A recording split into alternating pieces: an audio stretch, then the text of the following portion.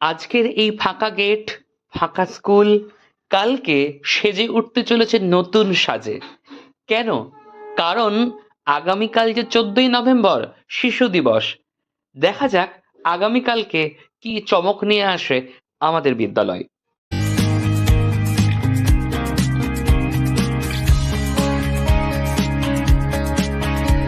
বিদ্যালয় সেজে উঠেছে। দেখা যাচ্ছে আমাদের বিদ্যালয়ের ছাত্রছাত্রীরা দাঁড়িয়ে রয়েছে অন্য ছাত্রছাত্রীদেরকে বরণ করে নেয়ার জন্য।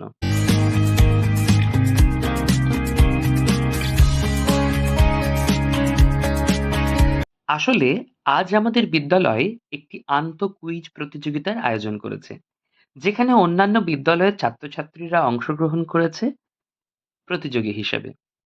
আর এখন এই প্রতিযোগীদেরকেই বরণ করে নেওয়া হচ্ছে।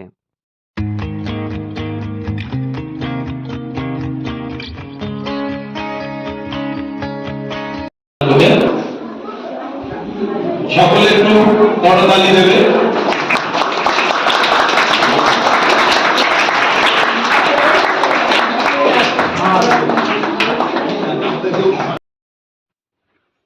পণ্ডিত জওহরলাল নেহরুর ছবিতে মাল্যদানের মধ্যে দিয়ে অনুষ্ঠানের শুভ সূচনা ঘটল, আর তারপর মাউথ অর্গানের ধ্বনিতে মুখরিত হয়ে উঠল আমাদের অনুষ্ঠান কক্ষ।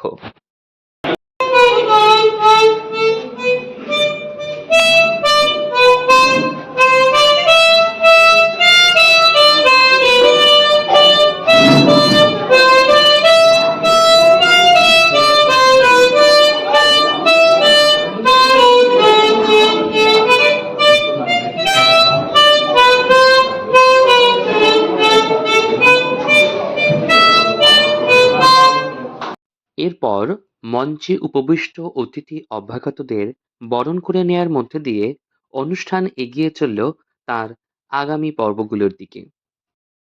শিশু দিবস সম্পর্কে বক্তব্য রাখলেন আমাদের বিদ্যালয়ের প্রধান শিক্ষিকা মহাশয়া। জন্মদিন তাকেই আমরা শিশু দিবস হিসেবে পালন করি। আজকে এই দিনে অনুষ্ঠানের এই পর্বে এসে বাণী পাঠ করছে আমাদেরই বিদ্যালয়ের একটি ছোট্ট ছাত্রী।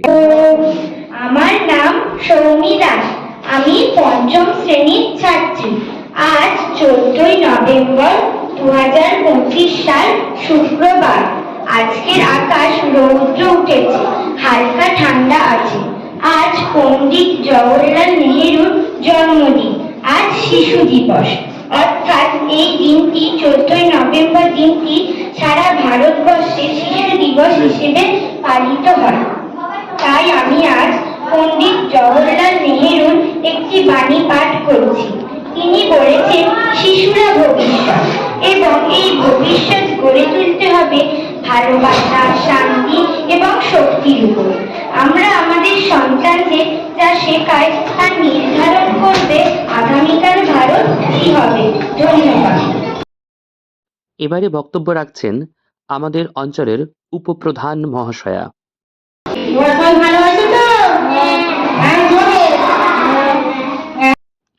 আমরা আমাদের মধ্যে পেয়ে গিয়েছিলাম গঙ্গাধরপুর অঞ্চলের প্রধান মহাশয়কে। প্রধান সাহেব অনুষ্ঠান শুরুর একটু পরে এসে উপস্থিত হলেও আমরা খুবই খুশি হয়েছিলাম, আনন্দিত হয়েছিলাম। তার কারণ তিনি তার ব্যস্ত শিডিউলের মধ্যে থেকেও আমাদের বিদ্যালয়ের অনুষ্ঠানের জন্য একটু সময় বের করেছিলেন আমাদের জন্য, আমাদের বাচ্চাদের জন্য। তার জন্য বন্ধুপাড়া পঞ্চনন্দা প্রাথমিক বিদ্যালয়ে আমাদের অত্যন্ত সৌভাগ্য যে আমরা আমাদের মধ্যে পেয়ে গিয়েছিলাম আমাদের পাঁচলা নর্থ চক্রের অবর বিদ্যালয় পরিদর্শক মহাশয়া, অর্থাৎ ইসাই ম্যাডামকে। তিনি আমাদের এই অনুষ্ঠানে এসে উপস্থিত হয়েছেন এবং তিনি তার মূল্যবান বক্তব্য তুলে ধরেছেন আমাদের সামনে। আজকে শিশু দিবস, সোমা দিদিমণির তত্ত্বাবধানে এটাই মনে হয় একটা বড়সড় অনুষ্ঠান আমরা দেখতে পাচ্ছি। শেষের দিকে উনি চলে এসেছেন।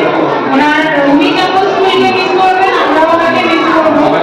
আর অনুষ্ঠানের মূল আকর্ষণ 12টি বিদ্যালয়কে নিয়ে কুইজ প্রতিযোগিতা, তা তো অনুষ্ঠিত হচ্ছেই, তবে তার মাঝেই বিভিন্নভাবে বিভিন্ন সময় বক্তব্য রেখেছেন মঞ্চে উপবিষ্ট জ্ঞানী-গুণী ব্যক্তিরা। তুলে ধরেছেন তাদের অভিজ্ঞতার কথা, উপলব্ধির কথা, বলেছেন আজকের দিনের বিশেষ মাহাত্ম্যের কথা। আমরা শুনে নিয়েছি বিশেষ উপলব্ধির কথা, বিশেষ মাহাত্ম্যের কথা আমাদের বিদ্যালয়ের খুব কাছের মানুষ, খুব প্রিয় মানুষ প্রতাপদার কাছ থেকে। তার বক্তব্যে সম্পৃক্ত হয়েছে মঞ্চে উপবিষ্ট প্রত্যেকটি ব্যক্তি, প্রত্যেকটি ছাত্রছাত্রী। টেবিল নম্বর 1 কে আছে মানে শিবদলা, আর 4 হচ্ছে টেবিল নম্বর 8 ভৈরবীতলা। তাহলে চারজন। অনুষ্ঠানের মাঝে একটু আহারাদির ব্যবস্থা থাকবে না তা কি হয়? ওদের মুখের হাসি ফোটাতেই তো আমাদের এই আয়োজন। তাই তো ওদের জন্যে আজ ছিল খাওয়া দাওয়ারও বিশেষ আয়োজন। আচ্ছা, এই যে ভাত আর মাংস খাওয়া হচ্ছে, তাই তো? ভালো লাগছে তো? এরপরে চাটনি আছে, কিন্তু পাঁপড় আছে, খাবে সবাই মন দিয়ে, হ্যাঁ?